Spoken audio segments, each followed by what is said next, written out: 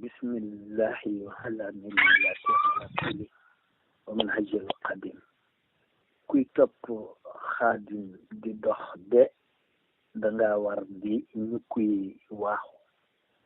soo bañee dootoo ko seen danga war a ñu kiy waaxu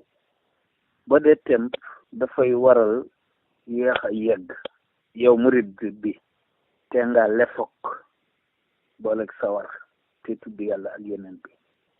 yeneen bi la yàlla yónni mu def liggéeyam ba dellu bi taalu lislaam naree géem mu ñëw xamb ko rek dellu tarjumaane xasaa iddi yi ak kataballahu yu bari yi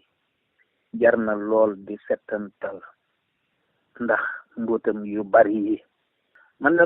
dama gëm ni ka daan yablee ñëwal boppam nanu seetaat bu baax a baax ndax kii dafa xóotal mbiram xel mënu ko xellil dara luñ mën a naan ba koy wan waaye xol moom mën na caa denc dara ba du sedd li war ñëpp rek mooy kay di koy sant ci saa su ne guddeeg bëccëg bañ a tàyyi man ci laay dox fu ma mën a ne jërëjëf Sëriñ Tuuba ku koy wax faw nga am ndam ku nekk ci réew mi te doo ko wax bu ma kenn ne danga am jom bu la neexee man ngaa biral boo dee ku diis man ngaa yelu ñaar yëpp a baax ndax yëpp a dal nangu na biral nangu na yelu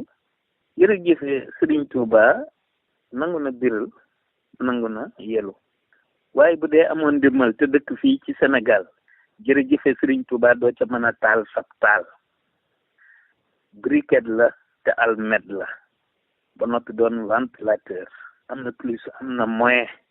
ba pare doon climatiseur doon frigo bu froid ak chaud bu froid que chaud di sedd te di sedd ak a congelé nga ci mën a conserver sa yàpp gëmmeen ak sayu lee doon frigo bu froid que chaud di sedd tey sedd ak a congelé nga ci mën a conserver sa yàpp gëmmeel ak sayu lee. Asalaamaaleykum.